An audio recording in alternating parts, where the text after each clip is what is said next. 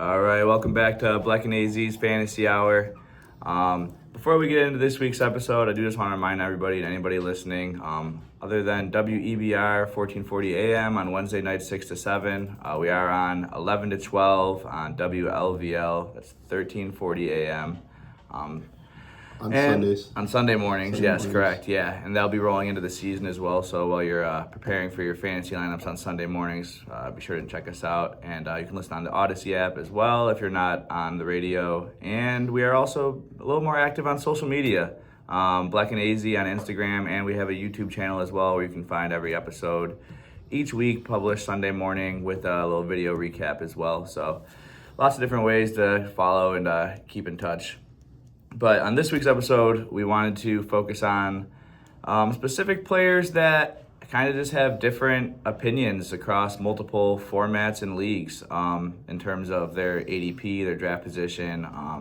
We like to use Sleeper a lot here. That's kind of what we play fantasy football on. That's the app we like to use. I don't think I'm in any leagues that aren't on Sleeper anymore. Yeah, no, thank God. I hated bouncing around ESPN, Yahoo, all the above. But yeah, if you're not on Sleeper, check it out. It's a really good app. Super user-friendly, great interface. And it's just like a lot more fun and interactive, I feel like, compared to some of the other ones.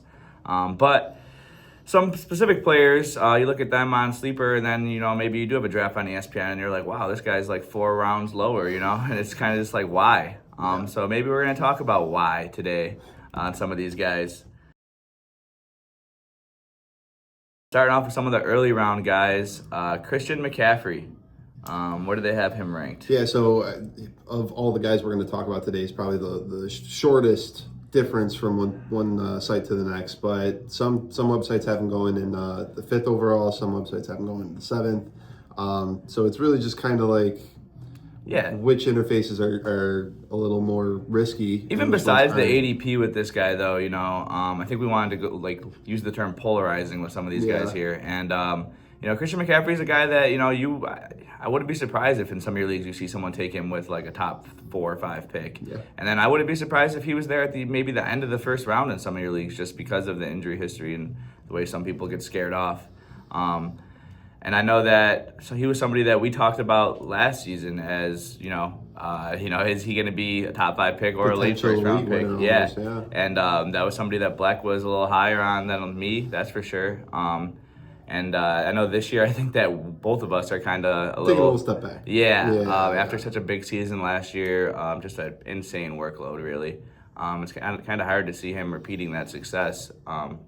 If he could play even 14 games, 15 games, that's fine, but probably getting your return on the investment even. It's just really hard to just not be scared of the injury possibilities. 430 touches last season. It's just crazy, and it's just really hard to repeat that. So if he's there for me, I think I'd have a hard time in the middle of the first round at that 5-6 spot personally, just given the other options available. Probably go wide receiver there instead. Yeah, I think that 6, 7, 8 spot is my least favorite spot right now, just looking at kind of redraft leagues. Yeah, it feels like that's kind of the spot where you're going to get whoever ends up falling from the top 7. And it's probably because of sure, there's upside to it, but there's an inherent risk about injury. And, he's not on the list, but I kind of feel like Jonathan Taylor and Christian McCaffrey, if there wasn't the injury risk, they would be in the same conversation as a Gibbs and John. Not even the John. I feel like Jonathan Taylor, he's had his own injuries in the previous seasons. It's been pretty healthy relatively. At least last year he played all 17 games. Yeah. It's really more so about the quarterback situation. Is Daniel Jones going to be healthy? Because we saw what Jonathan Taylor did in the first 10 games or 11 games or whatever, and then we saw what he did after that without Daniel Jones, and that's kind of the concern with him. But there's concern with all those guys there. You look at Malik Neighbors, or you look at Christian McCaffrey, like we said. It's just it's there is no guarantees in that middle spot area, and that's where I end up just taking someone like Amon-Ra, just calling it, keeping it safe and calling it a day. Yeah. Now moving on though, in the next area there, in the late first would be at the turn here. Yeah, Devon Achane. Some sites like ESPN have him going 11th overall. And then on Sleeper, he goes at the 4th pick of the 2nd round. So a 5-pick disparity, but depending on what format or what website you're on, it's the difference of being able to pick somebody different in the first round when you're in that back half of the round. capitalizing on a little bit of extra value and then potentially getting the same guy. I know that I've talked about him a little bit before. I've had him in a couple of dynasty settings, so I had a close eye on him, and I was surprised at the end of the season to see the kind of workload he thrived with. He had a lot of catches. He had like 50, 60 catches. And I expect him to have a ton of catches this year, too. I mean, outside of, honestly, nobody, I don't know who they're going to throw the ball to. But for me, I think that there's just, again, like, there's just such an inherent risk with so many of these early picks because you're drafting for upside and productivity that you need for your fantasy teams to thrive. I don't know if I'm comfortable taking him even as early as like early second round, but if I had a later second round pick, it'd be hard not to kick the tires on him. Yeah, I do think at the turn is a little too rich for my blood. Middle of the second round sounds about right for me. That's probably where I would be around on that. We do also have written down here, other than Sleeper, ESPN, and the Yahoo ADPs, we like to use Fantasy Pros. It's a podcast I listen to sometimes. I'm sure Bleck does sometimes as well. They have their ECR, their expert consensus rankings. They have A-Chain at 15. So pretty much early second round. And again, maybe that's just slightly a little higher than I would like. I do think A-Chain is a great player. I know I've mentioned many times on the show that he's just one of those players that can score on any given play just because of his speed and his elusiveness. But I just have a hard time with guys that are just in offenses that I don't really expect to score a lot, which is kind of how I view the Dolphins this year. Very much how I view the Dolphins this year. Yeah, I do think that he should see a lot of volume. He did just get a big contract extension. They're probably going to be losing a lot of games. Hopefully that leads to some dump-off passes. I think he had like around 60-something catches last year. So as long as that reception total stays high, they'll keep his floor high. I just don't know how many touchdowns he'll score, which isn't, and on top of that, he's not necessarily a bigger guy. And they have guys like Jalen Wright and Ollie Gordon and even Malik Willis now that are kind of going to be more of those goal line red zone guys. So I think that really kind of caps his ceiling, which is unfortunate and probably, which would lead me to drop him down slightly lower, in my personal opinion, to kind of like the middle of the second round. He's probably like a low-end RB1, depending on what you did in the first round. If you're in the middle of the first round, like let's say I am at pick 7 or 8, and I do get Amon-Ra, and it comes back around to me at pick, whatever that is, like 17 or I don't know. I would consider it for sure. I'd have to look at the board. I think there probably are higher upside options I would probably swing at, but I understand why he goes in that range, and I'm probably on the lower end of that spectrum as well, but I do still think that he can be a pretty solid player. For sure. If you're looking for a reason to kind of like, give yourself a little confidence about going into the season with him, like you said, like he's the kind of guy that can score from pretty much anywhere. And you mentioned that he's probably not going to get a whole lot of red zone looks, but I don't really think they're scoring from the red zone. Like on the season, I would imagine much more of their touchdowns, whether it's 10 or 15 or however many touchdowns they end up scoring on the year. 10? That most of those touchdowns aren't going to be from the red zone. Like they'll probably end up getting a big play busted open by a divine. And that is A-Chain, 100%. Sticking in this running back world though, Kenneth Walker signs a new contract with the Chiefs. I think it's like 3 years, $45 million, give or take, something along those lines. So either way, it's pretty substantial enough that warrants a pretty good workload from him, I would imagine. On Sleeper, it looks like they have him at around 14-15. Yeah. So same range as Devin A-Chain. But then on ESPN, they have him down at 27. So third pick of the third round. A full round later, essentially. That's a pretty big disparity, just given, that point of the draft. And even Yahoo has him at 21, which is like kind of right in the middle of those two. And then the ECR from Fantasy Pros has him at 30, lower. Which is even lower. Yeah. So between Sleeper and Fantasy Pros, ECR is about a round and a half almost. I'm curious to see hear what you think about that. Yeah. So as a Kenneth Walker fan or whatever you want to call him, representative. I don't know. That's probably a better term. Yeah. When I was putting these notes together, it was by far the most interesting. It's not the biggest disparity from one site to the next, but being that it's so high in the draft, it is really interesting to talk about. Yeah. I love him for this season. He is 25, maybe 26. Yeah, he's a lot younger than I feel like people maybe think. Yeah, and he's also he's I think he's also a little older than some others think. Like I don't know.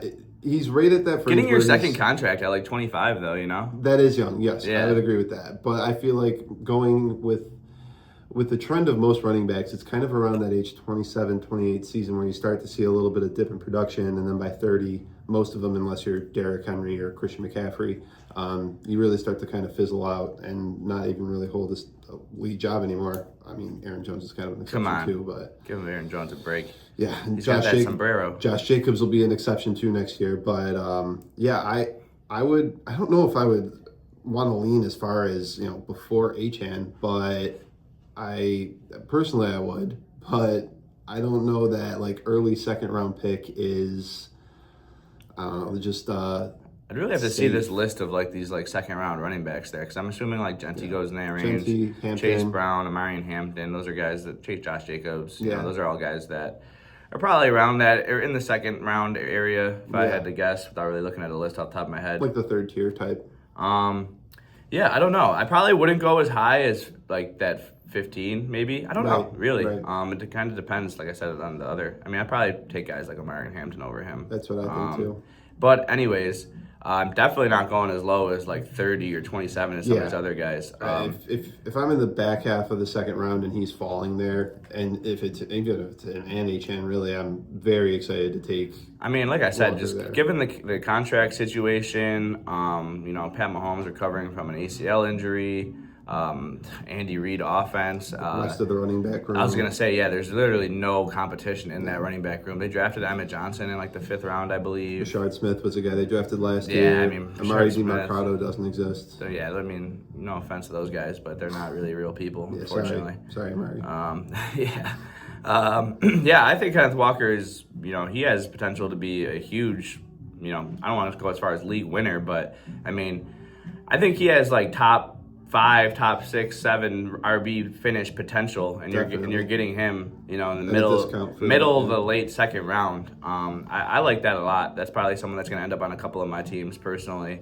I think he has legit RB1 upside, and you're getting him at probably like a RB2 or like a high RB2. Yeah, and I think draft capital. Some of the gap is probably due to a little bit of like the injury risk as well. He's coming off of a couple of seasons of not being fully healthy throughout the season, foot injuries too, no less. So obviously that's a concern. But I mean, if he plays a full 17-game schedule, this dude can easily find himself in the first round of next year's drafts. Yeah, I agree. And you're looking at like someone like Christian McCaffrey, who obviously has RB1 upside, but the injury history drops him down a little bit. Same thing with Jonathan Taylor, given his team situation. Kenneth Walker has some of those same concerns as well, whether it's his quarterback's injury or his prior injuries. Yeah, a little bit of both, right? But you're getting him at a much rate, you know what I mean? As between, the pick 5 or 6 of the draft versus pick 20 of the draft. Right, you're getting a St. Brown or Justin Jefferson on top of him. And that's where I like to take those kind of swings. So, I like Kenneth Walker a lot, and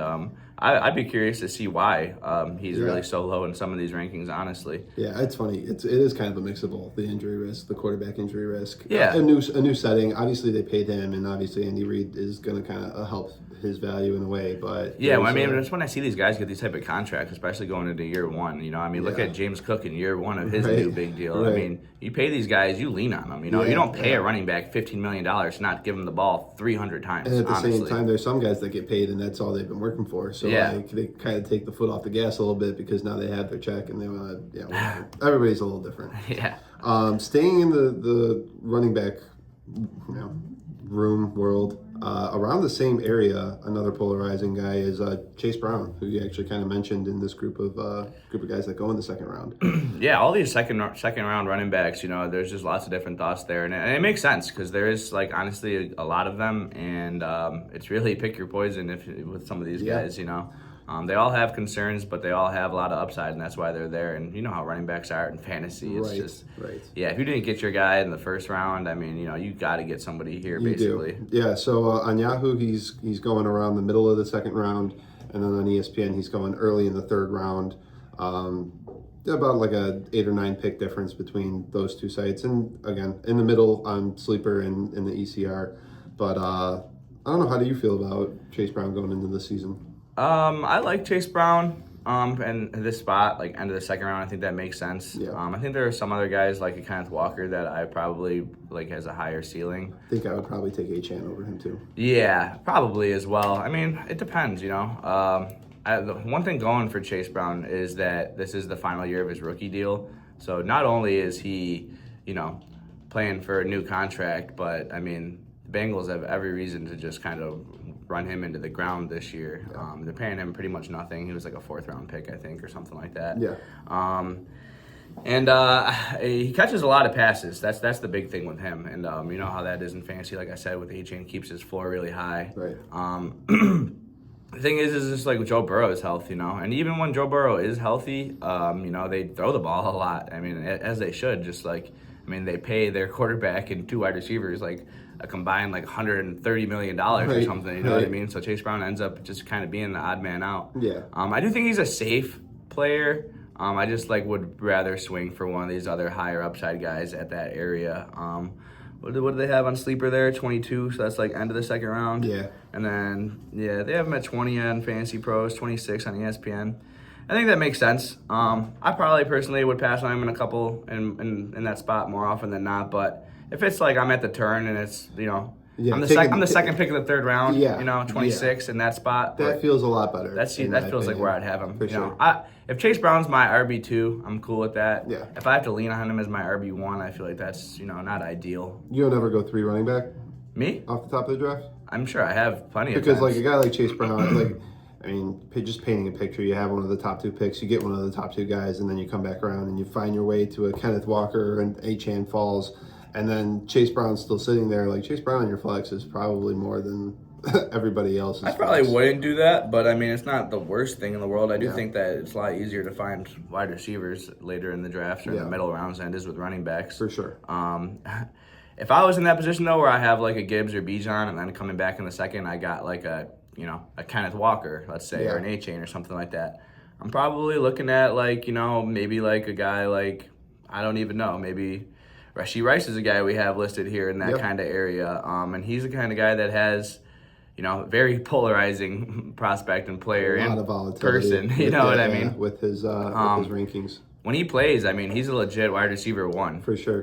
There was a couple of weeks where I was just spamming him to get like 7 or 8 catches, and he just would hit it every week. Yeah, 100%. Obviously, he's had a pretty crazy offseason. Had a pretty crazy career. To put it lightly, yeah. I'm not sure if he's really going to be serving any type of suspension, honestly. Seems like he did his time. And I guess the concern is Pat Mahomes, which we've come back to a couple times here, but at that point of the draft where they have him, we have him 32 in sleeper, but on ECR they have him all the way as high as 22. Yeah. So there's a big gap right there. Even Yahoo's got him even a little bit later than sleeper at 35. Yeah. Like I said, when he plays, I mean, that guy is a top 12 true wide receiver 1. Hate to admit it, but it's true. Yeah. And so it's, you know, that's definitely a route you could go if you've got those first top 2 running backs, you know, and you want to take a swing there. You could land a legit, like I said, top 12 wide receiver right there. Yeah. I don't know if I would do that personally. I've never had Rashee Rice on a fantasy team. I don't think I have either. I don't think I ever have. No. So maybe that's just me just not really being as familiar, I guess. Yeah. But the upside there in the 3rd round is just kind of crazy. Yeah. Another interesting wide receiver that kind of goes in most settings in the 3rd round, a little bit later though, is T. Higgins. So on Sleeper and Yahoo, he goes around 36, right around the end of the 3rd round. But on a website like ESPN, he goes a full round and a half. Goes early 5th round. On ESPN, yeah. Yeah. So like 18 pick. Yeah, it's kind of crazy. Like, I don't know. I don't really understand why there might be an expectation for T. Higgins to fall off. I mean, he probably had a few stretches last year where he didn't play to, like, you know, the high-end wide receiver 2 that has kind of come to be the expectation for him. But he dealt with a lot of other teams, like other players on his team injury. Missing Joe Burrow. Those weeks they had Jake Browning were just brutal. So you're leaning towards more of the higher end. I would. T. Higgins. I would, but I don't know. He's not exactly a guy I go and target in my drafts. So maybe I would pass on him in the late 3rd, depending on the way my roster's looking. But I'm passing on T. Higgins personally. Yeah, I mean, maybe I might scoop him at the early fourth, but I don't think I just can't. I mean, I can't get behind it. I mean, he has his own injury histories. I mean, he barely ever plays a full season. Joe Burrow's injury history obviously speaks for itself. And of Jamar Chase, just on top of that, it's just like, what is really his upside, you know? I mean, you know, he's not the wide receiver one on his team, so his ceiling's already capped there. Yeah. And, you know, it's like hard to expect a full 17 games out of him because we haven't really seen it. Yeah. And it's almost hard to expect full 17 games out of Joe Burrow at this point. So just given that draft capital in the middle of the third round, I would have to pass personally. And I feel like T. Higgins' big games aren't big, like, yard games. They're like 2 touchdowns. Yeah. I mean, don't get me wrong. T. Higgins is a like, great player, really great player in real life. I just think that, like I said, in fantasy, given this, like, spot of the draft in the middle of the third round, I just can't get behind that. There's just too many questions for me, not enough upside there. I think, you know, fifth round, like top of the fifth round, like that 4 or 5 turn where ESPN has him. ESPN kind of got it right, in my opinion, which I don't say very often. Almost never. But that seems more realistic to me. I think that he's like a solid wide receiver, too, in fantasy. Yeah, I would hate to rely on him as a wide receiver one. Yeah, if T. Higgins is my wide receiver one, that's not good, in my opinion. It's kind of funny, just like with some of like our commentary on some of these guys that go in the first 3 rounds. It seems like we're both kind of eager to, you know, you do what you have to do in the first round, but rounds 2 and 3 are kind of just running back rounds. Yeah, I would agree. At least much rather have any of these running. Well, I mean, at least one of these running backs for sure. At least one of these running backs you need to grab, whether you got one in the first round or not. I mean, just you got to solidify that running back room for sure. You cannot wait until round 4 or 5 to draft a running back. That's just setting yourself up for failure. I gotta show. I did a best ball league, and I got to show you that roster because I did wait until the 4th round to get my first running back. But that'll be a conversation. Was it Travion Henderson? It was. I knew it was. I actually had the first pick, so I had back to back, and Quinshon Judkins was the other. Wait, so you had the first pick? The first overall pick, and you didn't take a running back? Wait, yeah, I did. I was about to say. I'm tweaking. Yeah. I don't know. That's all right. I didn't take a wide receiver until like the 6th round. Oh, okay. That's where I was tripping. I wonder who that was. Yeah, I'll show you. Not right now. But yeah, so in this hypothetical world that we're living in currently, where you are having a top pick and you have a good Jahmyr Gibbs or a Bijan Robinson, and now we've come around to the 2nd round and we've already concluded that we're taking a Kenneth Walker or A-Chain there. If they're there. I mean. If you want to not go wide receiver, because that is something that you can wait on, like we've talked about here, there are these 2 tight ends that we've talked about on the show a bunch, Trey McBride and Brock Bowers. Yeah. I am still currently shocked at the difference between Trey McBride and Brock Bowers on Sleeper specifically. Yep. Trey McBride is around 19, so that's like kind of like the middle of the 2nd round. Yep. And they have Brock Bowers at 26 roughly, which is pretty much the top of the 3rd round. Yeah. I just still, like I said, I just don't really get it. I don't get it. Sense. Even ESPN has McBride over Bowers, just a closer margin, and then Yahoo has Bowers over McBride. ECR has McBride over Bowers. So there's Yahoo's the only one with Bowers over McBride. Crazy, right? It's like, and I get it. I mean, you could go either way, but I definitely think it should be closer, and I definitely don't. It's just. I think we've been living in the dynasty world the last couple of months, specifically. Yeah, and maybe. I think maybe that's got our perception. I just think there's lots of questions with Trey McBride. I mean, he had a great season last year. Don't get me wrong, but they lost their OC. You know, the quarterback room is obviously a question. I mean, last year it seemed like it worked out fine with Jacoby Brissett coming in, but I would expect them to get a look at Carson Beck at some point this season. I mean, they drafted him in the 3rd round. What, like the first pick of the 3rd round or something like that? Yes. Yeah. I mean, at least 6 starts. He's going to get a look, 100%, so we don't know how that's going to go. They got to get something out of Marvin Harrison at this point. It's just there's just way too many questions there for me to expect him. Love too. Yeah, exactly. Jeremiah Love, he took a running back that high. Yeah. Don't get me wrong. I expect Trey McBride. These are the top 2 tight ends, 100%. Don't get me wrong. No question. But I just think that it should be a little closer, and I just think that Brock Bowers, you know, his arrow is pointing a lot more up, where Trey McBride has a lot more questions. I mean, I don't even know what the concern is with Brock Bowers at this point. I mean, it's got to be just like what was he like, tight end 4 last year, and it was like on a bad bad season. season. Yeah, it was a bad season. The more you think about it, like the more puzzling it is. I mean, I guess the expectation would be that the Raiders' offense struggles so significantly that not even Brock Bowers can get off, because they really don't have anything at wide receiver. But they bring in Clint Kubiak, who was the most sought after coach. Upgraded play caller, upgraded quarterback. There's no target competition. They upgraded the offensive line. You have a potential RB1 on, waiting to launch. I'm saying it like I've been saying it all offseason. I mean, Brock Bowers is going to be a league winner at that turn there. Yeah. I mean, if you're telling me I'm walking into the season with like a Gibbs, a Kenneth Walker, and a Brock Bowers, like, I'll be okay at 4 or 5 with wide receiver. Trust me. I wouldn't even hesitate to take Brock Bowers first and then deal with like a Chase Brown. Yeah, 100%. just to secure that tight end value. Yeah, like I said, trust me, I will do just fine at the 4 or 5 turn at wide receiver if that's my running back and tight end room. For sure. And I don't even have to, those are set it and forget it guys in your lineup all year long. Then you can make it work with wide receivers on matchups. Trey McBride and Brock Bowers, they should both be higher in my opinion. I mean, when I look back at some of those elite like Gronk, Travis Kelce season, stuff like that, I mean, I remember people taking Travis Kelce in the middle of the first round, and he was putting up, 100 catches, 1,200 yards, 8, 9, 10, 11 touchdowns.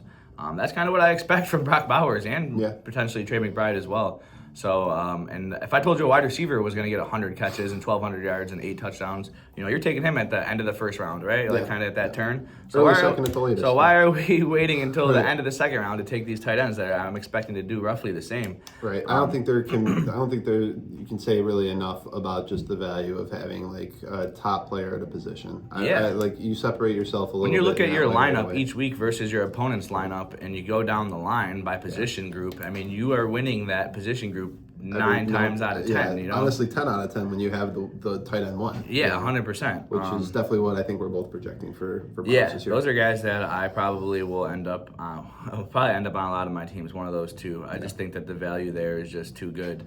Those are 2 of the guys I'm higher on than any of these sites. I mean, Sleeper's got not even. I mean, 17 for McBride. It's like middle of the second. I guess that's valid, but I mean, I think you could consider him really at the turn. If you're like at pick like 13, 14, 15, honestly, I think it's definitely worth consideration. And you said that for both of them or just either one of them? I mean, I would say for both of them, really.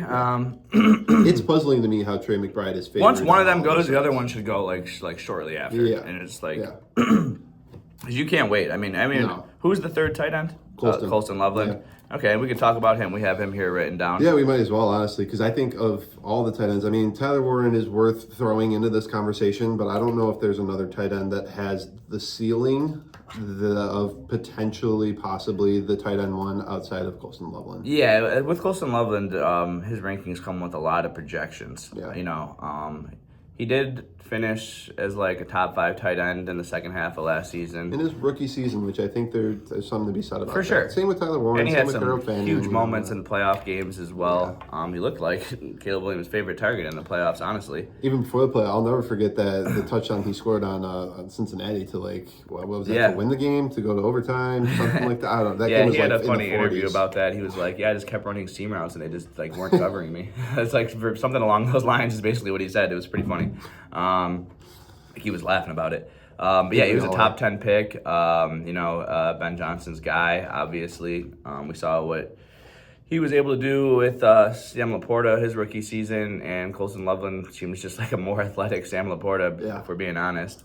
His price tag already kind of takes that kind of projection into account.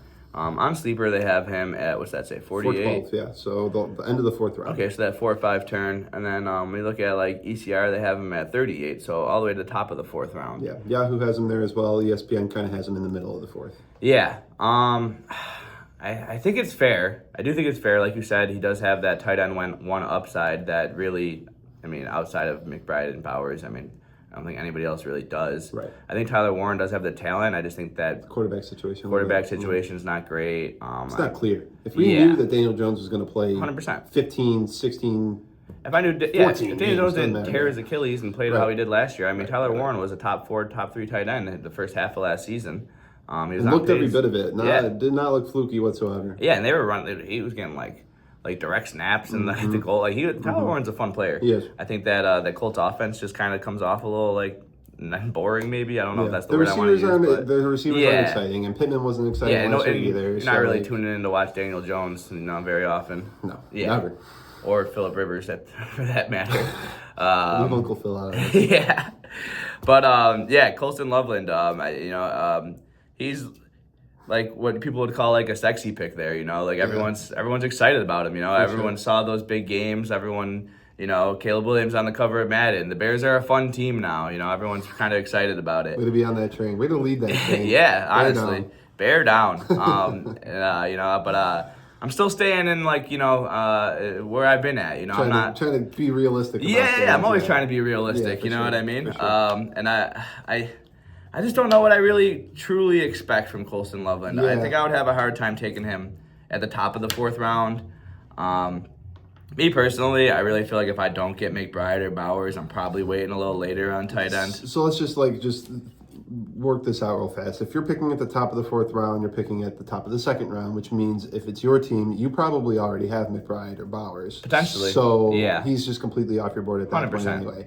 I agree. I think that there's a little bit too much of forecasting or projecting a higher upside for him than what reality might bring.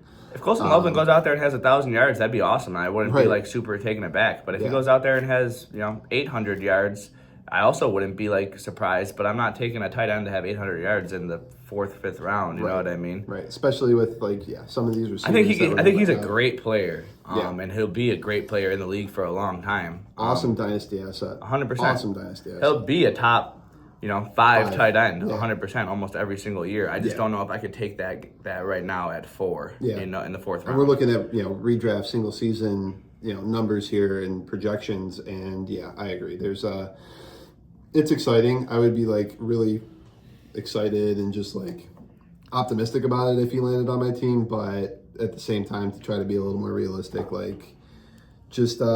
he's not destined to be tight end 1. So keep that in perspective. Yeah. And if that's I'm probably leaning more with Sleeper's projection of late that 4 or 5 turn. Yeah. I think that's valid. I don't think he lasts to the 5th round anywhere though. And that's just on hype. I think if you have the first pick and you got Bijan, Walker, and then I don't even know the 3-4 you grab you get Bijan first, then 2-3 you get another running back, and then you get wide receiver. If you're already 2 running back, 2 wide receivers, and you're at that turn, that 4 or 5, maybe you can justify taking Colston Loveland. For sure. I got my 2 running backs, I got my 2 receivers. Now I'm gonna get a top 5 tight end. And that's a good way to round out your lineup, and I think that's valid.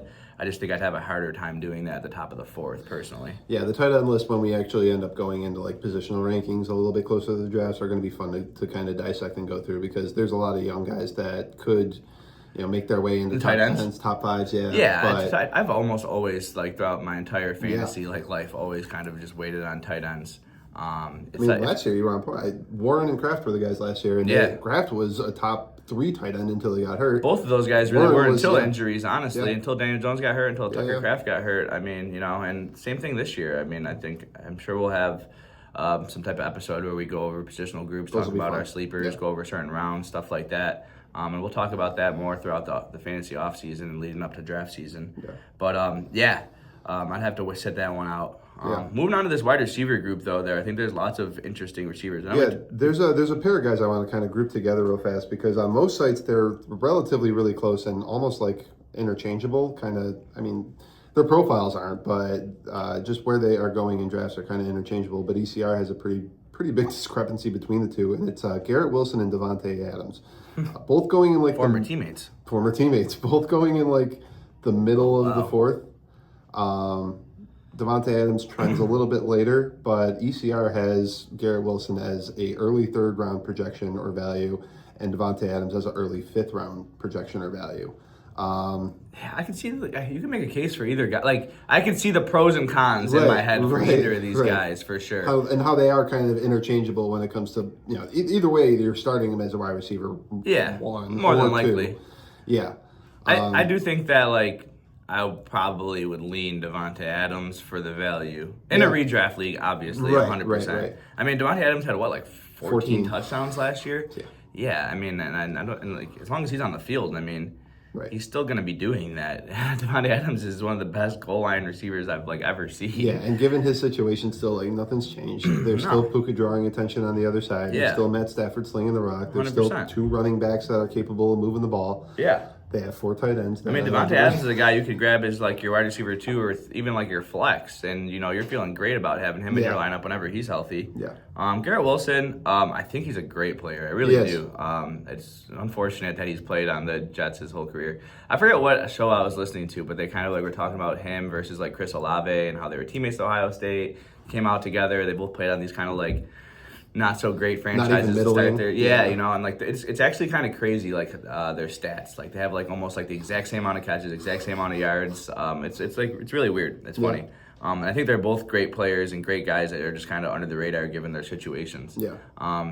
That being said, Geno Smith's not really moving the needle for me too much.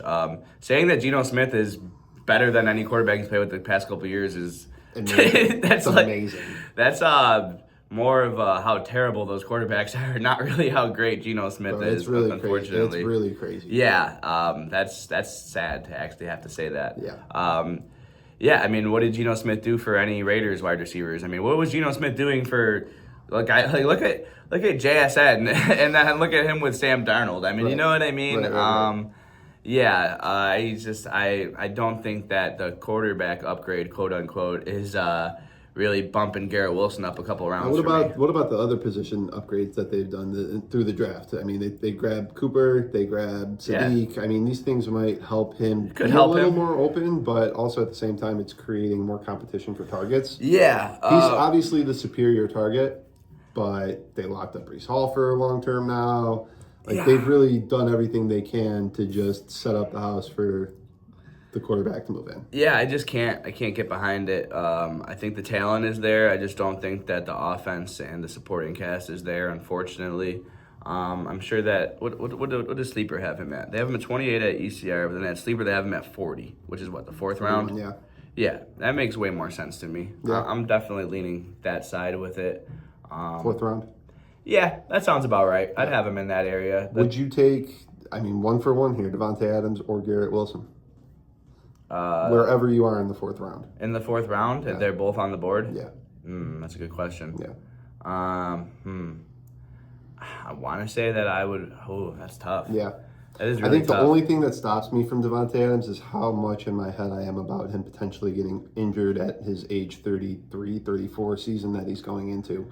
But if I can get over that, I think it's a pretty clear call. Yeah, I want to say I'd go towards Devontae Adams just because I think that when he plays, his upside is just so much better. Mm-hmm.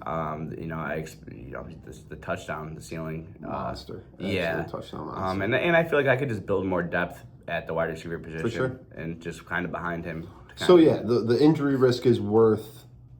It doesn't matter because you can fill out that position. If I get 13 games out of Devontae Adams and he scores 10 touchdowns, I'll be all right. Yeah.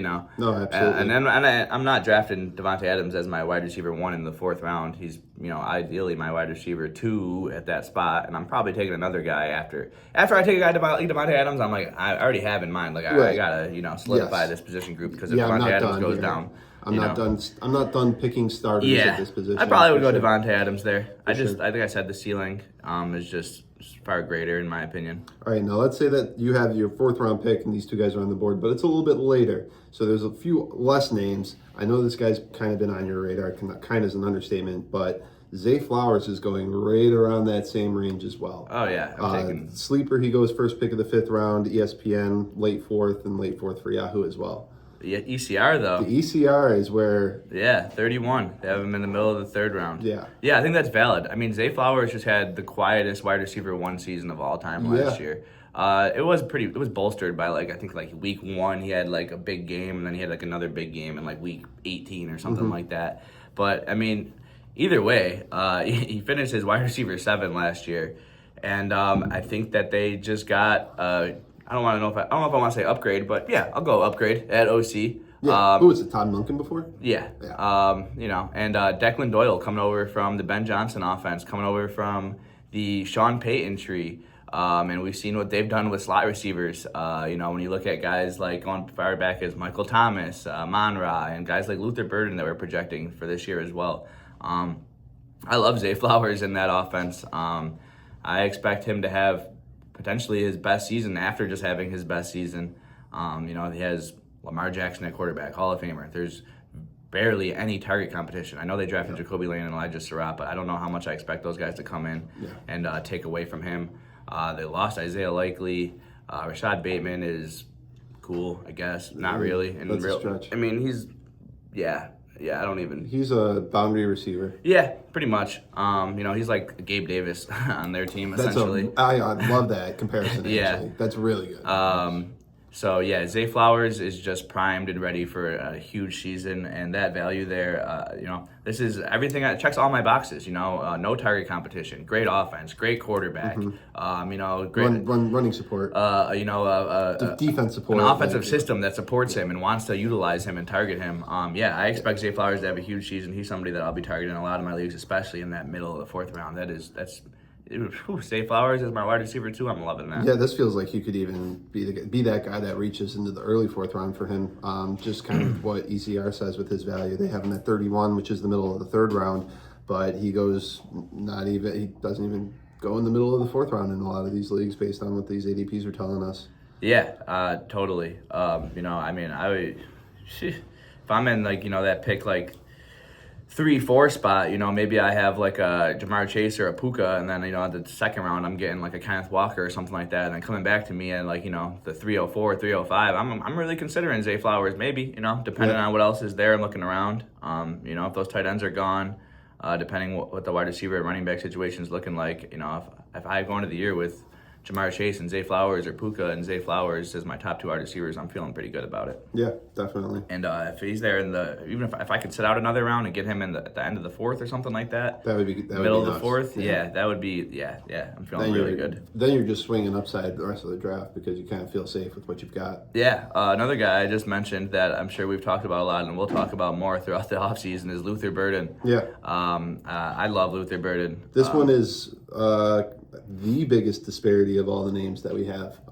Between Sleeper and ESPN. Yeah. It's actually kind of crazy. It's super crazy. It's funny because we know that I think our perception of ESPN is that they're a little bit behind the times, that they're a little bit 100%. more... I was just about to say that. They're a little bit more expecting what happened last year than I think Sleeper is looking forward to what they expect this year. Yeah, that's a good way to put it. Yeah, so Sleeper does a lot more projections and ESPN does a lot more, based off recap kind of. Yeah, exactly. So the Sleeper app has them at 41, which is good for the middle of the fourth round. ESPN has them at 73, which is early seventh round. Jesus. Yahoo has them literally right in the middle. It almost makes me want to be in an ESPN. I was going to add, it's funny, as I was doing this, one of the questions that popped in my head for you was, does this make you want to go to ESPN for a league or two? Because there's another guy on this list that I'm sure we'll get to next that is also very undervalued on ESPN. Dude, people are getting Luther Burden as their flex in ESPN leagues. Yeah, insane, right? Yeah. If you're listening to this and you're in an ESPN league, draft Luther Burden in the 6th round in every one of your leagues. Take him in the 5th. Trust me. Yeah, seriously. Scroll down the app a little bit. It'll be worth it. The ECR rankings have him at 44, which is also middle of the 4th round. So does that price feel right to you, 100%. or does that feel like there's a little bit of ceiling chasing? No, I think it's super appropriate after what we saw from him the second half of last year. Knowing DJ Moore's gone. DJ Moore's gone. Yeah, I mean, they took him at the top of the second round. He was one of my favorite prospects coming into last season. You know, I took him in a couple dynasty leagues, and knowing that he was walking into a crowded wide receiver room and they had already taken a tight end in the top 10, I just loved his talent, and sometimes you just got to side with that, and it really worked out. A couple months ago, I think you said draft the prospect. Yeah. You just draft the talent instead of drafting the situation. 100%, because things change really fast in the NFL, and Luther Burden is the prime example of that. For sure. I think he's ready to have a huge season. Rome Odunze has some injury concerns. They're talking about him a lot in training camp, and that only goes so far. But it's very obvious that Ben Johnson likes this guy a lot and wants to utilize him as much as he can. I mean, people are already calling him like an Amon-Ra clone, basically, and I see a lot of that. And if you can get an Amon-Ra level player in like the 4th round, that's just huge. Yeah, let alone the 5th or 6th. There's definitely a lot of projection with him, but and even with the projection, it feels like in the middle of the 4th round, you're getting a steal. Yeah. It's not going to look great on paper week 1 when Luther Burden's your wide receiver 2, but by week 8, people are going to be like, how does this guy have? Yeah, like, by week 8, you'll be talking with your friends about how he's going in the 2nd round next year. Yeah, Luther Burden is going to be a big league winner this year, I think, for sure, as long as he can stay healthy. Yeah. And like I said, if you're an ESPN, please take him in the 6th round. And if you're still listening and going to draft your leagues on ESPN, then another name you absolutely need to be aware of is Ladd McConkey. Yeah. That's a guy that we've brought up a couple times, I think, just glowing about the situation he's about to enter with this season, with a hopefully healthier offensive line, hopefully healthier quarterback, but most importantly, a really progressive, dynamic offensive coordinator. On Sleeper, he goes after Luther Burden, late 4th round. Even on Yahoo, he's going late 4th round, but on ESPN, he's going late 5th round. Yeah, and then on the Fancy Pros ECR, they have him at the end of the 3rd round, 35. So yeah. It's about a 23, 24 pick difference there between ESPN and the Fantasy Pros. And all that said, too, like I mentioned, he's going after Luther Burden pretty much. Well, at least on Sleeper, he goes a little bit sooner on ESPN, but he is, by ECR standard, ranked higher than Luther Burden. Yeah, I think that's fair. I think the difference there is that we've seen Ladd McConkey put up a huge season already, where with Luther Burden, there's a lot more projections. Going into that 3rd season with that, potential 3rd season bomb. I honestly don't even really see like question marks with Ladd McConkey. I think I saw some people like kind of say like, well, there's like target competition, but like, is there really? I don't know. I mean, I do think that Quentin Johnson is another guy that is probably going to be like under the radar, just because I think he just like kind of has this like hot and cold of him. Yeah, not even that. I just want to say, like, everybody kind of remembers, like, his rookie season. He just, like, had, like, those terrible drops, and, like, he just has this, like, negative perception. Like, people kind of just think that Quentin Johnson's just not that good. But I think he kind of, changed that narrative last season a bit, and going into this year, he has a chance to kind of further prove that he is a pretty solid player. That being said, though, Ladd McConkey should be the legit wide receiver 1. And when you look at what Mike McDaniels has been able to do with his wide receiver groups the past few years, I forget which podcast I was listening to, but they said that they kind of really expect him to be used in a similar way that Jalen Waddle's been used, and I think that that's a great comparison for him. Yeah. I fully expect that as well.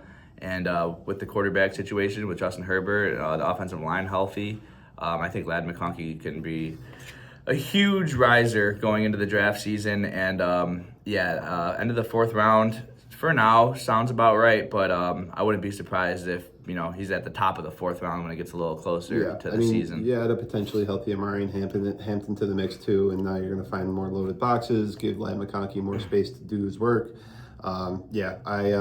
Big fan of that. I know that earlier this week I shot you a couple futures lines, which again, it's another episode that we're definitely looking forward to bringing you guys. But you saw the Ladd line and said I'm hammering that. Instantly. Gotta get on that immediately. Instantly had to get on the Ladd line. Just talking about these last 3 wide receivers, Ladd McConkey, Luther Burden, Zay Flowers, those are guys I absolutely love. And just thinking about the kind of guys you can get there in the 3rd, 4th, maybe even 5th round, it just gives you all the more reason, and me specifically, to kind of want to go right at running back or even tight end early. Yeah, doubling back to the overall strategy. Make sure you get a running back in that 2nd, 3rd round. Yeah. Make sure you get one of these receivers in the 4th, 5th round, but give yourself some flexibility with how you can structure it. If you gave me 2 of those 3 wide receivers with 2 elite running backs and a tight end, I'm feeling great. I really am. I'm auto-drafting the rest of them. Yeah, and I mean that.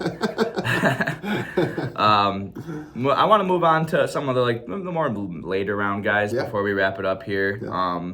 There's a couple guys here on the list I saw. Let me see really fast. A couple running backs, Cam Scatabo and J.K. Dobbins. J.K. Dobbins is the latest guy we have on here. Some guys have him going in the top of the 8th round. Some of the guys have him going top of the 9th round. Mm-hmm. I think that's one that is pretty hard to project because he did look really good at some points last year. I feel like he's always looked good whenever he's healthy. Yeah. He is, like, bar none, the most, like, injury risk running back. It's not even like an injury risk with him. It's like an inevitability, right? It's like it's 100%. going to happen. How long is it going to You can't sit here and be like, Well, if J.K. Dobbins is healthy, No, yeah. I mean, there is no such thing as a healthy J.K. Dobbins. That stopped it doesn't like 3 years exist. ago, right? Yeah, it doesn't exist. Yeah. It's a shame. It is a shame because when he was playing last year, he really was like a solid RB2. Mm-hmm. In the Sean Payton offense, the Broncos were moving the ball well. They don't turn the ball over a lot. And he was playing great. But yeah, 8th, 9th round. I think I'm just passing on the whole Broncos room in general. Yeah, I would too. I mean, there's 3 guys there that you could potentially draft that I see that are going in most drafts, and to try to figure it out within a Sean Payton offense, like you said, like even if one does go down, the other 2 aren't, like one of the other 2 aren't made, like they're still going to split plenty of opportunity. Yeah, this other guy here though, Cam Scadaboo. Yeah. I think this is this is interesting because we just talked about how Sleeper seems to do a lot more projecting, especially with these like second-year guys. Yeah. And ESPN seems to be behind the wheel more often than not in these scenarios. But on Sleeper, we have Cam Scadaboo at 59, which is about the end of the 5th round, and then they have him in the middle of the 4th round at 42 on ESPN. How do you feel about that? That is interesting. I don't know. My gut first reaction is like nervous. Like I wouldn't want to take him in the 4th round. I'd much rather take one of these receivers that we just got done talking about. And obviously based on roster construction, but I think I lean more heavily towards filling out those running back spots in the earlier rounds. Is he a fun, exciting guy to have on your team? Yes, of course. I mean, dude eats crayons. Like, how much cooler can you get? How much cooler can you get? How much cooler as a running back can you get than just looking for reasons? Crayons for breakfast. Looking rocks for reasons dinner. to bash your brain into a wall or the ground or whatever he's walking into. Yeah.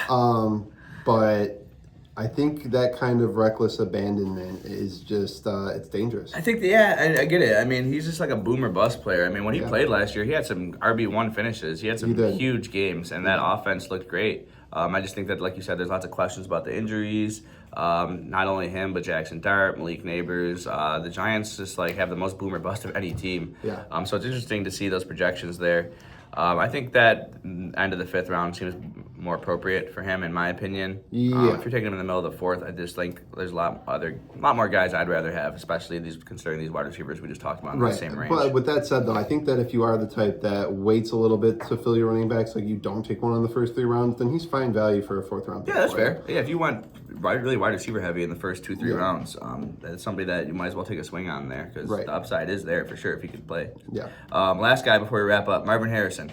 92, middle of the 8th round, or they have him at 67, ECR, middle of the 6th round. What do you think? So I was one of those guys in the Dynasty League who sold a bunch of assets to get the first overall pick the year he came into the league, and he has certainly not lived up to that expectation. I really would have rather had Chris Olave, who was part of that deal, but I'm still holding out hope. I do believe in the 3rd-year bump for receivers. I know his situation's really not good, and that he's paired with a wide receiver who was consistently outperforming him last year to a degree that, like, putting up, like, Jamar Chase numbers, like, just... Some weeks were nonsense. But I am not out on Harrison yet. I wouldn't draft him in the 6th round.